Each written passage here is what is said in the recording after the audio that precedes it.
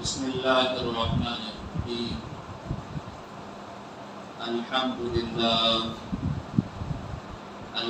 لله نحمده ونستعينه ونستغفره ونؤمن به ونتوكل عليه ونعوذ بالله من شرور أنفسنا ومن سيئات أعمالنا.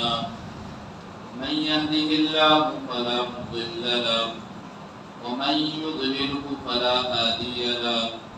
ونشهد أن لا إله إلا الله وحده لا شريك له. ونشهد أن سيدنا ونبينا ومولانا محمدا عبده ورسوله صلى الله تعالى عليه وعلى آله وأصحابه وبارك وسلم تسليما كثيرا كثيرا. أما بعد فأعوذ بالله من الشيطان الرجيم. بسم الله الرحمن الرحيم. وذروا ظاهر الإثم وباطنه إن الذين يكسبون الإثم سيجزون بما كانوا يقترفون. صدق الله العظيم.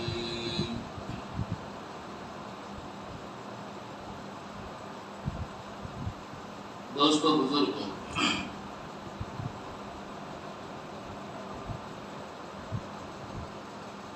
اللہ تعالی نے جو احکامات ہم سب کو عطا فرمائے ہیں، ان احکامات کے مطابق زندگی گزارنا دنیا میں آنے کا مقصد حقیقی ہے۔ اللہ تعالی نے دنیا میں بھیجا ہی اس لیے ہے کہ جو احکامات الہی ہیں، اللہ کی طرف سے دیے گئے جو احکامات ہیں، ان پر عمل کیا جائے۔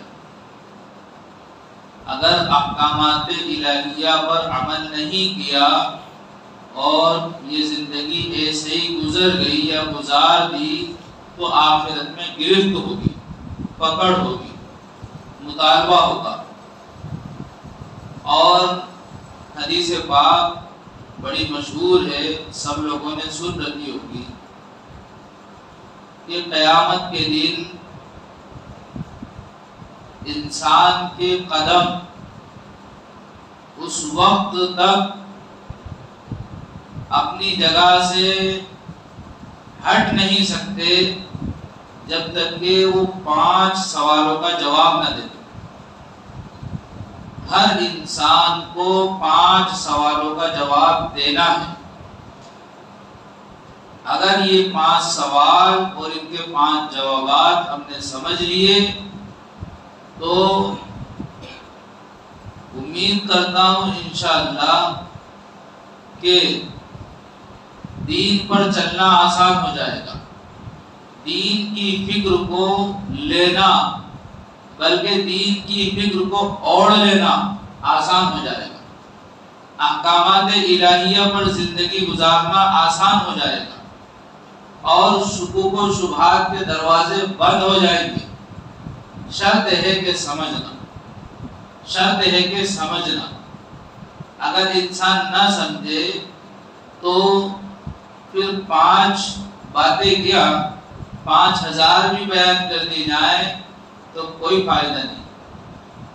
سمجھنے والے کے لیے تو چند باتیں بھی کافی ہو جاتی ہیں اور اعمال کرنا آسان ہو جاتا ہے۔ تو دوستو بزرگوں، دنیا میں آنے کا مقصد ہی یہ ہے کہ اللہ کے حکموں پر زندگی گزاری جائے، اور اللہ تعالیٰ نے دنیا کی جو زندگی عطا فرمائی ہے، یہ زندگی بہت زیادہ مشکل نہیں ہے۔ یہ تو کہا جا سکتا ہے کہ بہت زیادہ آسان ہے، بہت زیادہ مشکل نہیں ہے، لیکن بعض لوگوں کو مشکل معلوم ہوتی ہے۔ مثال کے طور پر ایک چھوٹا سا بچہ ہوتا ہے، وہ چھوٹا سا بچہ چھت کے اوپر ایک انسان کو کھڑا ہوا دیکھتا ہے تو سوچتا ہے کہ اتنا اوپر کیسے یہ انسان گیا ہوگا، اس کو بڑا مشکل معلوم ہوتا ہے۔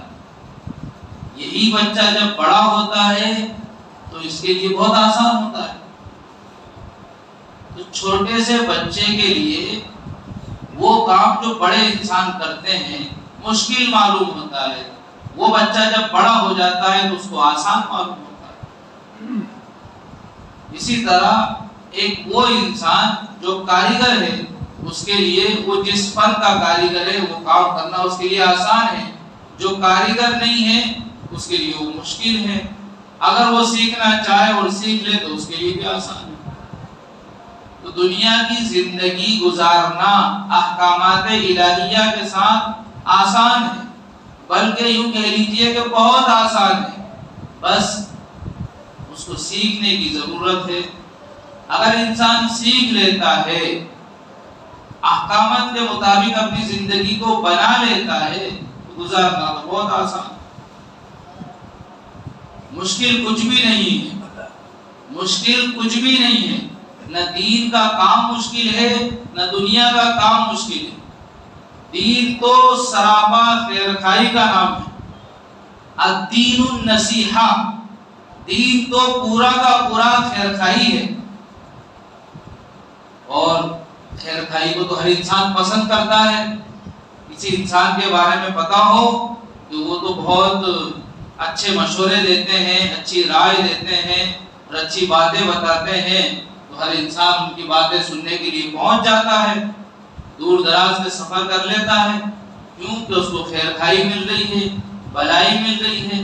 تو خیرخواہی کو کسی ایک لفظ میں سمیٹا نہیں جا سکتا، بلکہ ہر لائن میں، ہر موڑ میں جو رہنمائی ہو اور رہنمائی مل جائے اسی کو خیرخواہی کہتے ہیں، بھلائی کہتے ہیں۔ تاجر کو صحیح تجارت کا راستہ نصیب ہو جائے تو اس کے لیے تجارت کی خیرخواہی ہے، اور مسافر کو سفر کے اسباب مہیا ہو جائیں، آسانی کے ساتھ اس کا سفر طے ہو جائے، اس کے لیے سفر کی خیرخواہی ہے۔ نصیحتیں ہیں، کسی کو راستہ معلوم نہ ہو، رہبری کرنے والا کوئی نہ ہو، کرائے کے لیے پیسے نہ ہو یا پیسے ہوں ٹکٹ نہ ہو تو دشواریاں ہی دشواریاں ہیں، ایسی بے چینی انسان کو ہوتی ہے۔ لیکن سارے اسباب اس کے لیے مہیا کر دیے جائیں، رہبر مل جائے، پتہ اس کو اچھے سے معلوم ہو، اور ٹکٹ بھی اس کے پاس ہو، خرچہ بھی اس کے پاس موجود ہو، ٹرین کے اندر یا جس سواری کے اندر سفر کرنا اس میں اس کو جگہ بھی مل جائے، تو پھر کتنی آسانی اور سہولت کی بات ہے۔ تو یہ کیا ہے؟ خیرخواہی ہے۔ تو دین تو پورا کا پورا خیرخواہی کا نام ہے، الدین النصیحہ۔ دین ہر لائن میں، زندگی کے ہر شعبے میں جو ہے خیرخواہی کرتا ہے، خیرخواہی والے راستے بتاتا ہے۔ یعنی جو انسان دین کو اپنائے گا تو تاجر کو تجارت کے راستے ملیں گے، مسافر کو مسافرت کے سفر کے راستے ملیں گے، اور اسی طرح دیندار کو دین کے راستے ملیں گے، دنیا دار کو دنیا کے راستے ملیں گے، دنیا بھی بنے گی، آخرت بھی بنے گی۔ شرط ہے سمجھنا، شرط ہے سمجھنا۔ آج سب سے بڑا مغالطہ لوگوں کو یہ لگا ہوا ہے کہ وہ اپنی معلومات کو کافی سمجھتے ہیں۔ اپنی معلومات کو کافی سمجھنا یہ بہت بڑا مغالطہ ہے، یہ غلط فہمی ہے شیطان کی طرف سے جو دلوں میں داخل کر دی گئی ہے۔ اپنی معلومات کو کبھی بھی کافی نہیں سمجھنا چاہیے، اپنے علم کو کبھی بھی کافی نہیں سمجھنا چاہیے، اپنی نیکی کو، اپنے تقوی کو کبھی بھی کافی نہیں سمجھنا چاہیے۔ اور ایمان تو کہتے ہی اس کو ہے کہ ایمان والا مطمئن نہیں ہوتا، نہ اعمال پہ مطمئن ہوتا ہے، نہ ہی کسی دوسری شے پہ مطمئن ہوتا ہے۔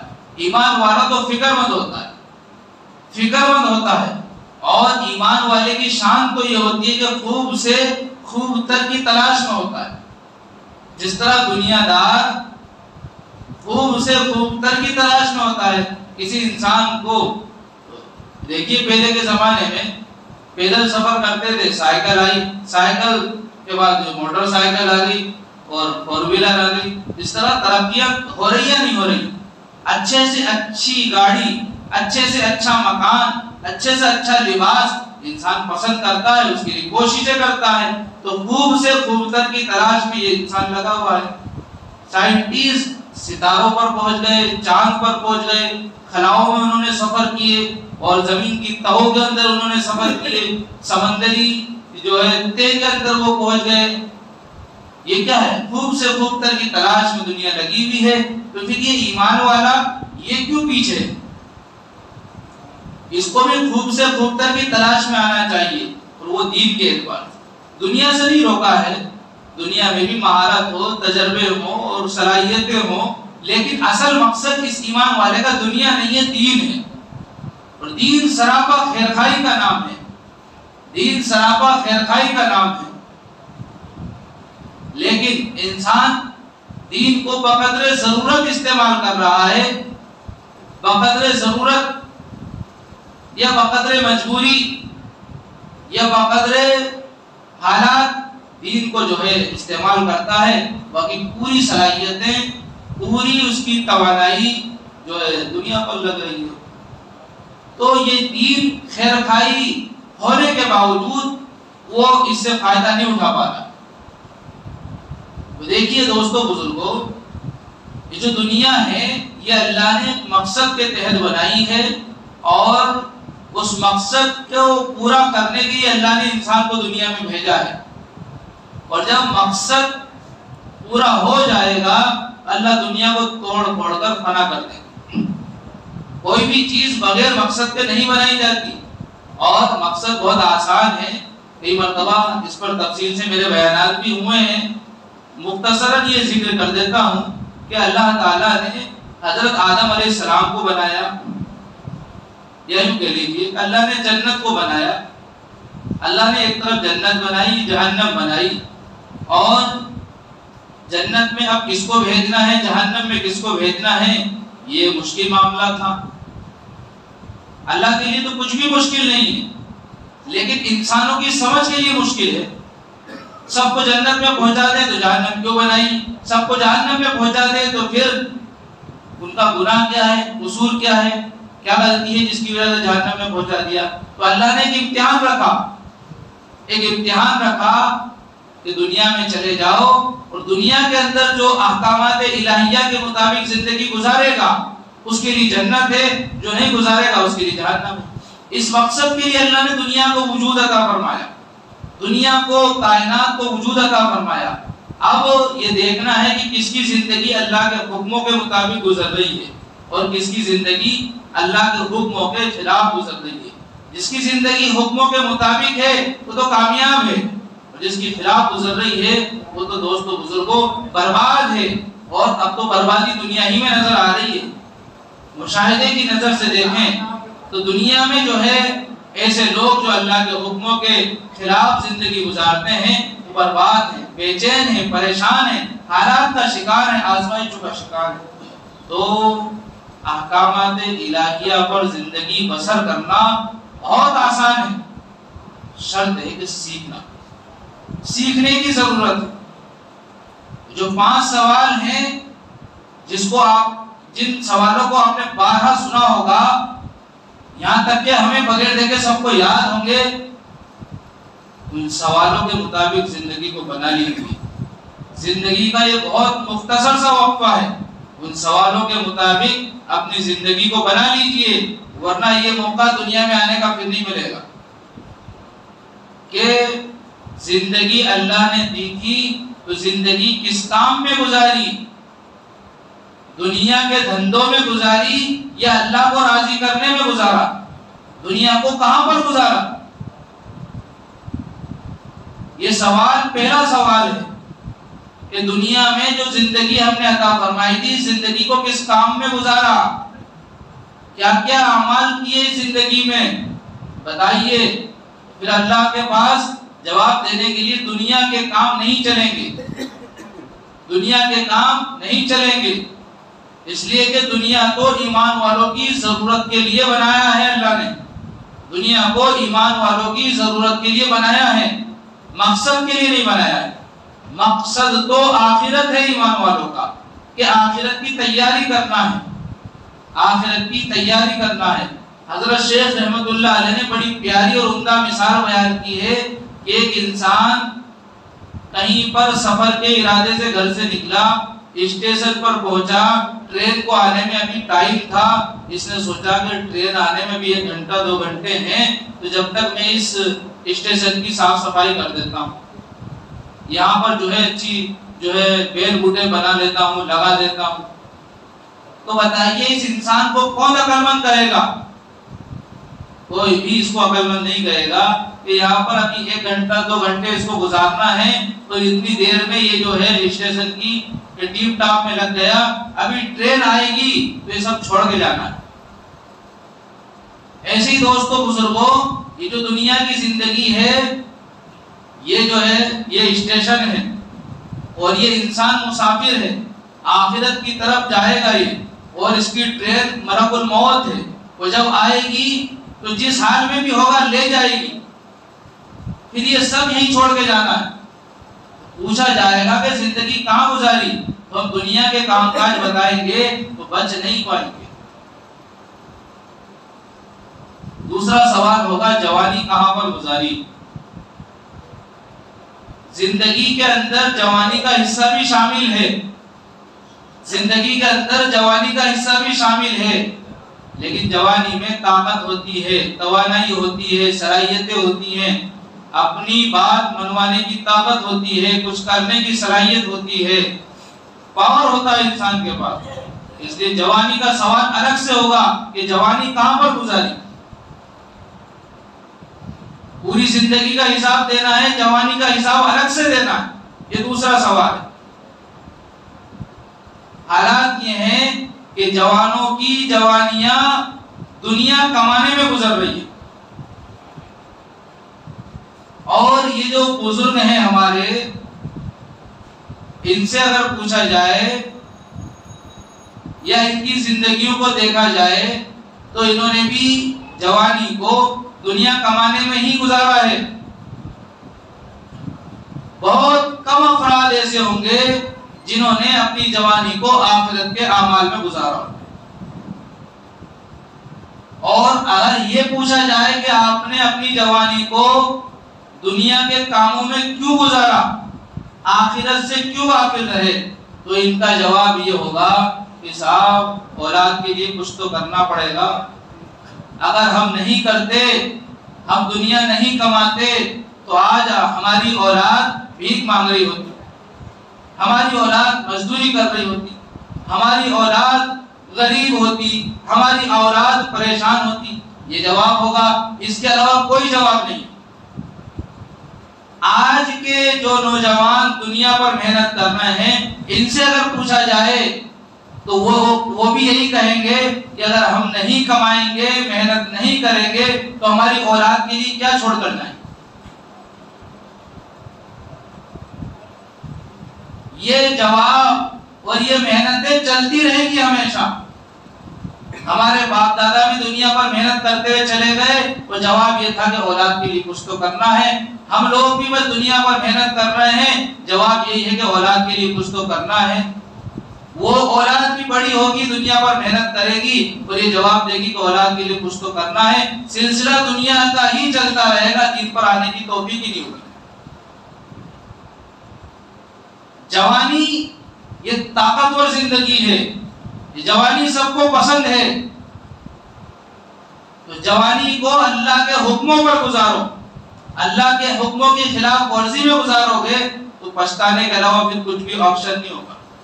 اور میں نے تو بارہا یہ کہا کہ انسان سامان لینے کے لیے جاتا ہے تو اچھے سے اچھا سامان خریدتا ہے۔ گوشت لینے بھی جاتا ہے، کہتا ہے بندی بوٹی دینا، ایک دم بندی بوٹی، اس میں ٹیسٹ جاتا۔ کیوں صاحب؟ ٹماٹر اچھے کڑک والے دینا بھائی، کیوں؟ اوریجنل چاہیے۔ مزدور لینے جائیں گے تو بالکل اٹھے کٹھے مزدوروں کو پسند کریں گے، لیکن تیسرے چوتھے مالے پر بھی تغاری لے کے چڑھ جائے۔ کیوں؟ یہ سب کیوں ہے؟ طاقتور اوریجنل مال ہمیں پسند ہے۔ تو ہر انسان دنیا کا اوریجنل مال پسند کرتا ہے، اور اللہ کے راستے میں کیا دیتا ہے؟ اللہ کے راستے میں بالکل سڑا گلا گھسا پٹا مال جو کسی کام کا نہیں بچا، کسی لائق نہیں بچا، جوانی دنیا میں گزاری، عیش و عیاشی میں گزاری، خرافات میں گزاری، اور جب بڑھاپے میں کسی کام کے نہیں بچے، اولاد نہیں سن رہی، بیوی نہیں سن رہی، پوتا پوتی نہیں سن رہے، کوئی مقام معاشرے میں نہیں بچا، تو اب تسبیح گھما رہے ہیں سبحان اللہ الحمدللہ اللہ اکبر، اور ایسا لگ رہا ہے کہ یہی جو ہے بزرگ ہیں۔ دوستو بزرگوں ہنسنے کی بات نہیں، رونے کی بات ہے۔ بتانا چاہ رہے ہیں جوانی کا حساب الگ سے لیا جائے گا، الگ سے لیا جائے گا۔ تو جب ہمیں اوریجنل پسند ہے تو اللہ کی راہ میں بھی اوریجنل دیں، اپنی جوانی کو لگائیں۔ جوانی کا ایک سجدہ، جوانی کا ایک سجدہ بڑھاپے کے 70 سجدوں پر بھاری ہے، سمجھے آپ؟ تو اس جوانی کو اللہ کے حکموں پر لگاؤ۔ تیسرا سوال ہوگا مال کہاں سے کمایا؟ کمانے کے طریقے بھی پتہ نہیں ہے آج تو ہماری قوم۔ جو کام کرنا جائز نہیں ہے، جو کام کرنا جائز نہیں ہے اس کی مزدوری بھی جائز نہیں ہے۔ مثال کے طور پر شراب پینا جائز نہیں ہے، شراب بیچنا بھی جائز نہیں۔ ایسے دوسری بھی مثالیں دے دیجیے آپ۔ تو مال کہاں سے کمایا پوچھا جائے گا، جائز جگہ سے کمایا تھا یا ناجائز جگہ سے کمایا تھا پوچھا جائے گا۔ اور خرچہ کہاں پر کیا تھا؟ 14 سوال، جائز جگہ پر خرچہ کیا تھا یا ناجائز جگہ پر خرچہ کیا تھا؟ 14 سوال۔ اور پانچواں ہے جو کچھ تمہیں معلوم تھا، پانچواں سوال کیا ہے؟ جو کچھ تمہیں معلوم تھا اس پر کیا عمل کیا؟ جو کچھ معلوم تھا، ہر مسلمان کو پتا ہے مرنا ہے، پوری زندگی کا حساب دینا ہے، پتا ہے، ہر انسان کو پتا ہے ایک دن مرنا ہے، پوری زندگی کا حساب دینا ہے۔ تو حساب کی کیا تیاری کی؟ دوستو بزرگوں، علماء کرام محنت کر رہے ہیں، قربانیاں دے رہے ہیں، ایسے بھی ہیں جنہوں نے زندگیاں وقف کر دی اللہ کی راہ میں، امت کو امت بنانے کے لیے، امت تک دین پہنچانے کے لیے۔ اس کے بعد اگر ہم علماء کرام کو نہیں سمجھ پا رہے ہیں، ان کی باتوں کو نہیں سمجھ پا رہے ہیں، ان کی قربانیوں کو نہیں سمجھ پا رہے ہیں، تو دوستو بزرگوں فرشتے تو آئیں گے نہیں۔ یہ فرشتے براہ راست آپ کے پاس وحی لے کر آتے ہیں، یا اللہ تعالیٰ آپ کو خود بلا لیں کوہ طور پر اور آپ سے بات کریں، ایسا تو ہو نہیں سکتا، ناممکن ہے۔ دوستو بزرگوں، نبیوں کی وراثت اللہ نے علماء کو عطا فرمائی ہے۔ علماء کرام پوری دنیا میں فکر مند ہیں، اور ان کی فکر کیا ہے؟ یہی ایک فکر ہے سب کی، یہی ایک فکر ہے کہ اس دنیا میں بسنے والا ایک ایک انسان، یہ دنیا میں بسنے والا ایک ایک انسان آخرت میں یعنی مرنے کے بعد جو دوسری زندگی ہے اس زندگی میں جہنم سے بچا لیا جائے تو جنت میں داخل کر دیا۔ دنیا میں بسنے والے ایک ایک انسان کی زندگی اللہ کے حکموں پر کیسے آ جائے، پیارے رسول جناب محمد رسول اللہ صلی اللہ علیہ وسلم کے طریقوں پر کس طرح آ جائے، اس کے لیے علماء جوڑ رکھ رہے ہیں، مشورے کر رہے ہیں، لوگوں کے لیے ترتیب بنا رہے ہیں، جو فکریں ان کے اندر ہے وہ منتقل کر رہے ہیں۔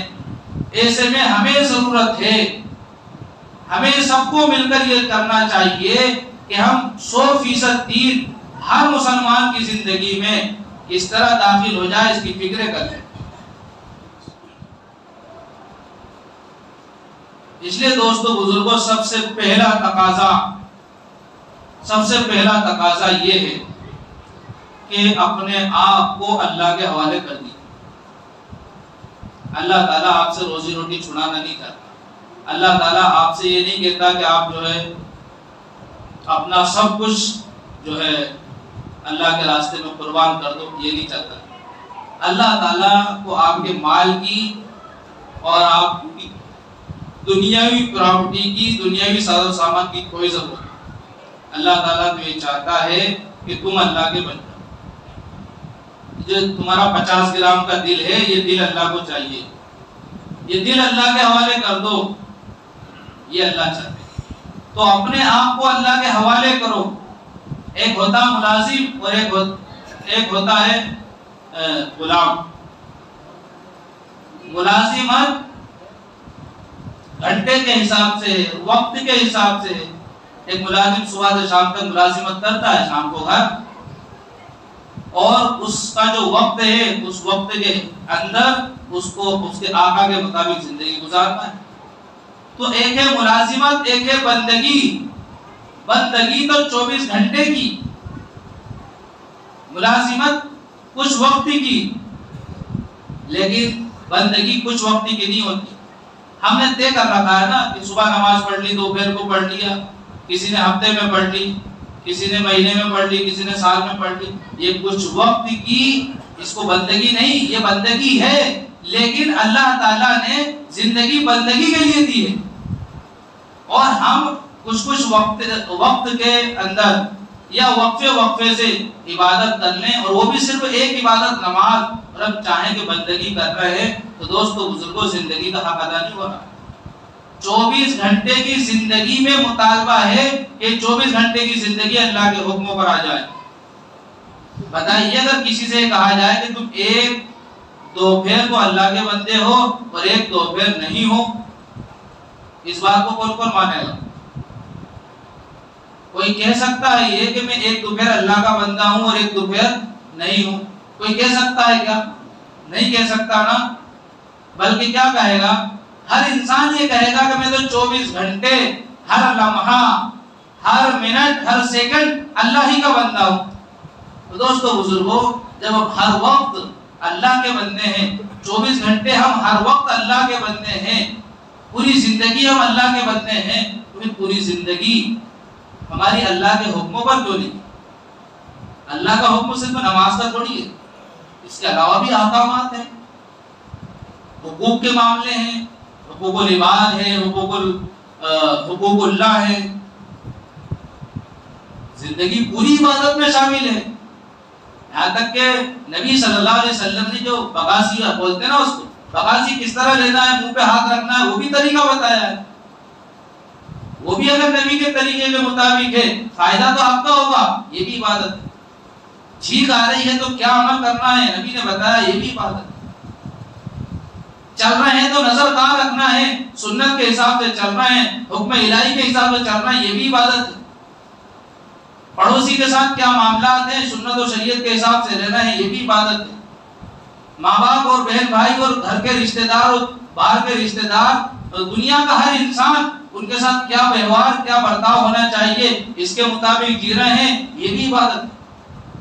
کیا کھا رہے ہیں، سنت و شریعت کے حساب سے کھا رہے ہیں، یہ بھی عبادت ہے۔ بیت الخلا جا رہے ہیں، شریعت کے حساب سے، سنت کے حساب سے جا رہے ہیں، یہ بھی عبادت ہے۔ پانی پی رہے ہیں سنت کے حساب سے، یہ بھی عبادت ہے۔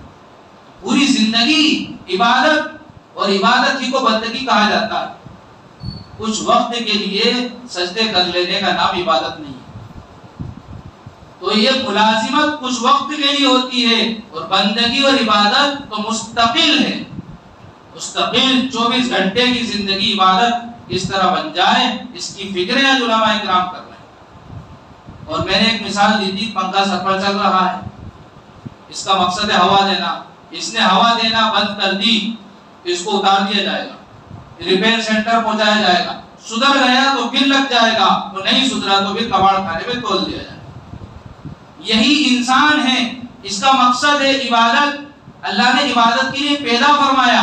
اگر ہم سب اور دنیا کے سارے انسان اللہ کی عبادت کرتے رہیں گے، مسلمان اللہ کی عبادت کرتے رہیں گے، تو اللہ تعالیٰ ان کو عزتوں سے نوازے گا۔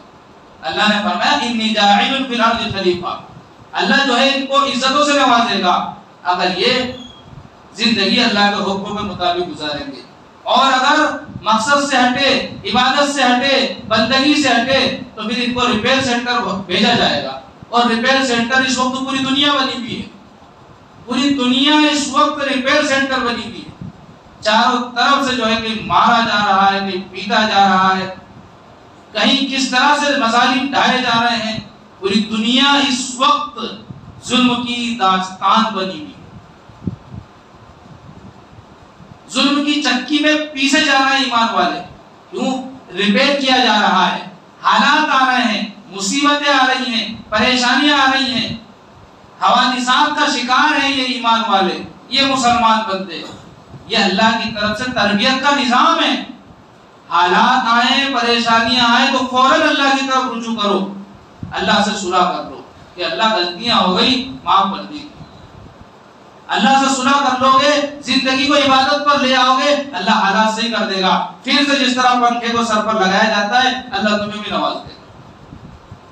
اور اس ریپیئر سینٹر میں صحیح نہیں ہوئے تو پھر بقول ایک انگریز کے ایک واقعہ ہے، اس واقعے میں انگریز نے کہا تھا کہ مردے کی جگہ قبرستان ہے اور مسلمان کی جگہ بھی قبرستان ہے، اس لیے کہ جو قوم زندہ ہوتی ہے اس کو جینے کا حق ہے، یہ قوم مر چکی ہے، اس کی حس ختم ہو چکی ہے، اور مردے کو اگر زیادہ دیر رکھا جائے گا نا تو بدبو مارے گا، یہ قوم مر چکی ہے اندر سے، ان کے اندر حس نہیں بچی ہے، ان کو اپنے پاس مت بٹھاؤ، ان کو عہدے مت دو، ان کو جو ہے عہدے مت دو، اگر ان کو عہدے دو گے تو یہ ہمیں بھی برباد کر دیں گے، ان کو ہٹاؤ راستے سے، جس طرح مردے کی جگہ قبرستان ہے، ان کی جگہ جو ہے کوڑے پر ہے، ان کو پھینکو آبادی سے باہر۔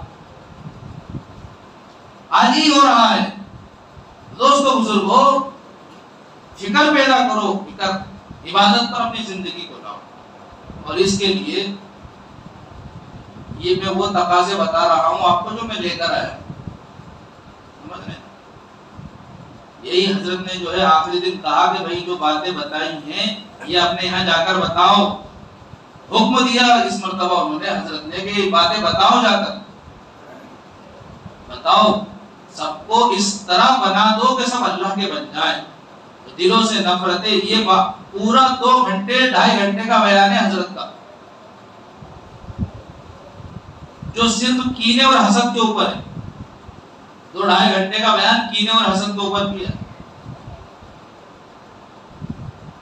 یہ جو ہے نا یہ گھن لگی ہوئی ہے، اس امت کو گھن لگ گئی اندر سے، لکڑی کو گھن لگ جائے نا تو اندر سے چل کر آواز آتی رہتی ہے، باہر سے صاف ستھری دکھتی ہے، لیکن جب سل جاتی ہے تو پھر وہ کوئی کام نہیں کرتی۔ اس امت کے اندر گھن لگ گئی ہے، حسد کی، جلن کی، کبر کی اور بغض کی، اس طرح کی جو بیماریاں ہیں وہ گھن اس امت کو برباد کر رہی ہے، اس امت کو برباد کر رہی ہے۔ تو یہ زندگی کو عبادت پر لاؤ اور دلوں سے کینہ ختم کرو، دلوں سے کینہ ختم کرو، بغض، عداوت، حسد، نفرتیں سب ختم کرو۔ دیکھو ایسا ہے کہ جو بانٹنے والا ہوتا ہے نا، مان لیجیے کسی کی طرف سے آج کوئی کہہ دے کہ صاحب میں لڈو بانٹوں گا، تو جو لڈو بانٹنے والا ہے نا اگر وہ کسی کو 2 دے دے تو اس کی مرضی ہے، اس کی مرضی ہے کہ اس نے کسی کو 2 دے دیے، بھئی وہ خود بانٹ رہا ہے، کسی کو 2 دے دے تو اس میں کسی کو کہنے کا کوئی حق نہیں کہ اس کو 2 کیوں دیے، اس کی مرضی۔ مالک اگر کسی کو 500 روپے مزدوری سے بڑھا کر 600 دے دے اس کی محنت سے خوش ہو کر تو اس کی مرضی ہے، اور کسی کو ویسے ہی دے دے، بھئی اس کو مزدور بھی تو روک کے رکھنا ہے، سمجھانے کے لیے کہہ رہے ہیں، باقی اللہ کا معاملہ اس سے بہت جدا ہے۔ بہت سارے لوگ صرف اس لیے کہ یہ آتا رہے، چلو اس کو آج زیادہ دے دو، کام ہم تو نہیں کرتا لیکن مزدور کی ضرورت بھی تو ہے، جیسے ابھی سویابین میں ضرورت پڑے گی، دے دو یار، ناشتہ تو کرائی دو، کم سے کم آ تو جائے گا۔ تو اللہ تعالیٰ کسی کو زیادہ دے دیں تو ہمیں جلنے کی کیا ضرورت، مرضی اس رب کی، جس کو چاہے جتنا دے دے، کسی کو دنیا میں دے دیتا، کسی کو اللہ آخرت میں دے گا، سب کو ملے گا، سب کو مقدر کا سب کو ملے گا۔ دوستوں بزرگوں مل جائے تو شکر کرو، نہیں ملے تو صبر کرو، شکر کریں گے تو بھی جنت مل جائے گی، صبر کریں گے تو بھی جنت مل جائے گی، ہم سب کا اصل ٹھکانہ تو جنت ہے۔ تو یہ تقاضا ہے کہ دلوں سے کینے ختم کرو، حسد ختم کرو، جو دنیا کی جو لالچ ہے وہ ختم کر دو، بالکل مقصد کے لیے جیو، مقصد کیا ہے؟ آخرت ہے، بس میرا اللہ مجھ سے راضی رہے، مجھے کوئی فکر نہیں۔ اور اللہ کو راضی کرنے کے لیے بندوں سے محبت کرنا ضروری ہے۔ یہ تو بعض لوگوں کا نظریہ یہ ہو جاتا ہے کہ بندے وہی ناراض رہیں میں تو ہر تسبیح گھماتا رہوں گا، کچھ نہیں ہوگا. ہمارے یعنی وضو کرتے ہیں نا، امام ابو حنیفہ رحمۃ اللہ علیہ نے مسئلہ لکھا ہے کہ وضو کر رہے تھے تو اونچی جگہ پر بیٹھے، اپنے آپ کو بھی تکلیف نہ پہنچائیں، اپنے ساتھیوں کو بھی تکلیف نہ پہنچائیں. اگر آپ نے وضو کیا اور وضو کرنے میں اتنی زور زور سے آپ نے ہاتھ پہ چلائے کہ ساتھ میں پاس والے کو چھینٹے لگ رہے ہیں، یہ مکروہ عمل ہے. یہ مکروہ عمل ہے اس لیے کہ پاس والا پریشان ہے. آپ بعض لوگ تو ناک بھی اتنی زور سے چھنکتے ہیں کہ پورے وضو کھانے والے پریشان کرتے ہیں.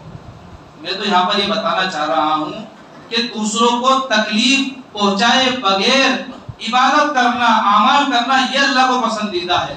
ورنہ دوسروں کو تکلیف پہنچانے کے بعد خود عمل کرنا ہے تو دوستو بزرگوں پکڑ ہو جائے گی.